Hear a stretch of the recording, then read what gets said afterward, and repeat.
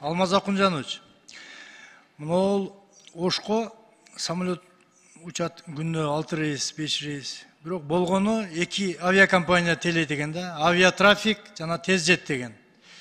Ушундай майрам күндөрү Айтарапада же болбосо башка күндөрү билеттин баасы 5000 сомдон ашып кетип атат. Бул 2 авиакомпаниядан башка компания кирели десе, бул рынокко алардын жетекчилери же жогору жакта отурабы, же бийликтеби түшүнүксүз элди кыйнап бүттү. Ош Бишкек боюнча самолеттун баасы асманды чапчыйт. Эми биз толуу район болгондон кийин тоо ашу анча-мынча жабылып калат экен, башка болот экен, өзүңүздөр көрүп атасыздар, погодага ылайык. А эл кыйналып атат. Самолетко билет издеген киши, тааныш билиш. Ошон үчүн мынол жарандык авиацияны тейлеген комитетке дагы, министрликке дагы, Минтранска карайбы, ушул жака свободный рынок болуш керек. Башка авиакомпаниялар киребиз десе киргизишпейт экен. Элге билеттин баасын арзандатыш керек. Доступный кылыш керек. Бул эң башкы маселе. Темир жолубуз болбосо, түштүк менен борборду байланыштырган. Ушу бир жолубуз болсо, жолубуз дагы погодага ылайык жабылып калса, байкуш эл эмне кылат? Ушул 2 авиакомпанияга багынып берип атат. Монополия кылып алыптыр бул 2 авиакомпания.